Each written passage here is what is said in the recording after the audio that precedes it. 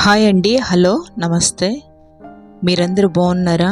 మీరందరూ మంచిగా ఉండాలని, ఆరోగ్యంగా ఉండాలని మనస్ఫూర్తిగా మా ప్రార్థనలో ప్రతిదినం జ్ఞాపకం చేసుకుంటున్నాము. ఆరోగ్యపరంగా చూసుకుంటే మనం మంచి ఆహారాన్ని తీసుకోవటంలో మన ఆరోగ్యాన్ని మనం కాపాడుకుంటే మన కుటుంబం కూడా ఆరోగ్యంగా సంతోషంగా ఉంటుంది. ఈ ఎమ్మి టేస్టీ అయిన బీట్రూట్ చట్నీ ఎలాగో చూద్దాం. ఇక్కడైతే 3 బీట్రూట్ని అయితే తీసుకున్నాను. ఇవి 1/2 కిలో అనమాట. దీనిని చక్కగా మనం పీల్ తీసేసుకొని శుభ్రంగా వాటర్లో అయితే కడిగేసుకోవాలి. చాలామంది బీట్రూట్ తినడానికి ఇష్టపడరు, ఎందుకంటే అవి మట్టి వాసనగా వస్తుంది, కొంచెం ఎగుటుగా కూడా ఉంటుంది. జ్యూస్ రూపంలో తీసుకుంటారు, కొంతమంది అయితే ఫ్రై రూపంలో తీసుకుంటారు. కానీ ఈ విధంగా చట్నీ చేసుకుంటే చాలా టేస్ట్ ఉంటుందండి. దీనిలో తీపి పదార్థం అయితే ఉండదు. మొదటగా మీరు ఎవరైనా మా ఛానల్ చూస్తే సబ్స్క్రైబ్ చేసుకోండి, బెల్ ఐకాన్ని ప్రెస్ చేయండి. వీడియో చూడటమే కాదు కానీ మీరు మా వీడియో కనుక నచ్చితే లైక్ చేయండి. మీరు ఇలాంటి లైక్ చేసి మమ్మల్ని సపోర్ట్ చేయమని కోరుకుంటున్నాను. నూనె వేడెక్కిన తర్వాత కట్ చేసుకున్న బీట్రూట్ని మనం వేసుకొని చక్కగా ఫ్రై చేసుకోవాలి. పచ్చివాసన పోయేంతవరకు కూడా మనం చక్కగా ఫ్రై చేసుకోవాలి. ఎందుకంటే దీనిలోని వాటర్ కంటెంట్ కొంచెం ఎక్కువగానే ఉంటుంది, కాబట్టి అదంతా కూడా చక్కగా ఆవిరైపోవాలి. లేకపోతే చట్నీ చాలా ఎగుటుగా ఉంటుంది, మంచిగా గోల్డెన్గా దానిలో వాటర్ అంతా పోయి పచ్చివాసన పోయేంతవరకు కూడా మెల్లగా చక్కగా మనం ఫ్రై చేసుకోవాలి. ఎక్కువ ఫ్లేమ్ పెట్టి ఫ్రై చేస్తే అవి మాడిపోతాయి, కానీ మంచిగా అయితే ఏగవు. బీట్రూట్లో చాలా మంచి ఔషధాలైతే గుణాలైతే ఉన్నాయండి. అవి రక్తాన్ని మంచిగా పెంపొందింపచేస్తుంది. మన బ్రెయిన్కి కావలసిన ఆక్సిజన్స్ లెవెల్స్ని బాగా అందిస్తుంది. కంటి చూపుని మెరుగుపరుస్తుంది.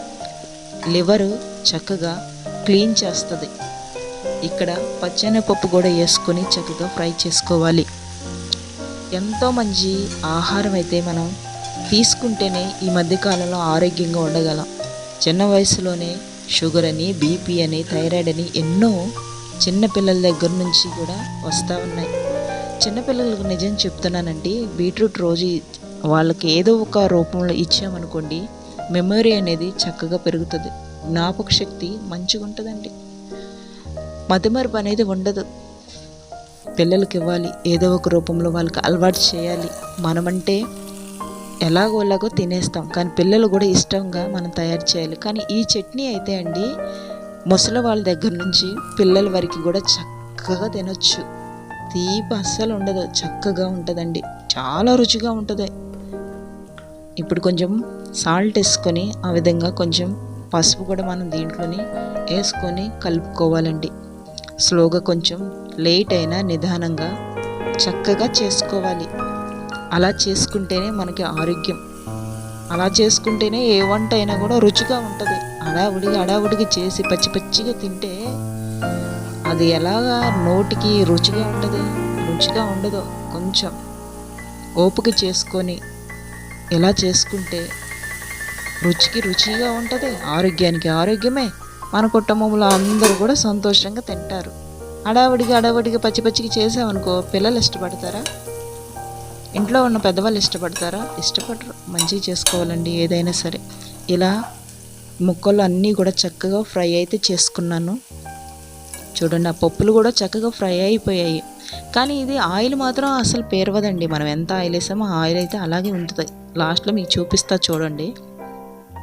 ఇవన్నీ కూడా చక్కగా గిన్నెలోకి తీసేసుకోవాలి. తీసేసుకొని పక్కనే పెట్టుకోవాలి. నేను ఎందుకు ముందే ఈ విధంగా ముక్కల్ని వేయించానో తెలుసా అండి? త్వరగా చల్లారుతుంది. అదిగో ఆయిల్ అయితే చూడండి, ఎట్ట ఆయిల్ అలాగే ఉంది, బీడ్చుకోదు. దాని లక్షణమే అది. ఇప్పుడు ఎండుమిరగలు వేసుకొని వేయించుకోవాలి అదే ఆయిల్లోని. ఇవి వేగే లోపల చక్కగా ఆ ముక్కలు అయితే ఆరుతాయి. అప్పుడు కొంచెం పని అక్కడ మనకి సులువైపోతుంది కదా, టైం అనేది కొంచెం సేవ్ అవుతుంది కదా, అలా చేసుకోవాలి. ఇంట్లో నాకు చిన్న పిల్లలు ఉన్నారండి. మా బాబు ఇప్పుడు 10th మంత్ అనమాట.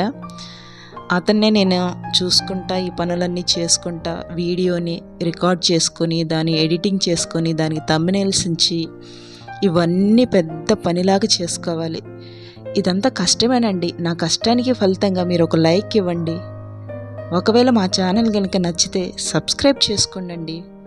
బెల్ ఐకాన్ మాత్రం ప్రెస్ చేయండి. మనము ఎన్నో పనులు చేస్తాము, కానీ కొంతమంది ఎంకరేజ్ చేస్తారు, కొంతమంది ఎంకరేజ్ చేయరు. ఎంకరేజ్ చేసినా ఎంకరేజ్ చేయకపోయినా మనం చేసే పని మంచిదైతే మనం ముందుకు వెళ్ళిపోవాలి. దేన్ని చూసి కూడా వెనక్కి ఆగకూడదు. ఎందుకంటే మన కుటుంబం బాధ్యత మన పైన కూడా ఉంది. ఏదో ఒక విధంగా ఫైనాన్షియల్గా మనము మన కుటుంబానికి సపోర్ట్ చేయాలి. ఆ ఆయిల్లోనే నేను పోపు వేసుకుంటున్నానండి.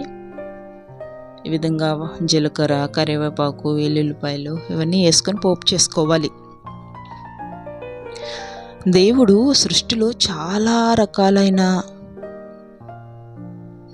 ప్రతి పదార్థాన్ని తినటానికి అవకాశంగా దేవుడు ప్రతిదీ మనకిచ్చాడు. చాలామంది వినియోగించుకుంటారు, కొంతమంది వినియోగించుకోలేరు. సృష్టి చాలా ఉన్నతమైంది, శ్రేష్టమైంది. సృష్టిలో ప్రతిదీ కూడా దేవునికి ఎంతగా కృతజ్ఞత స్తుతులు చెల్లించినా మనం రుణస్థులమే.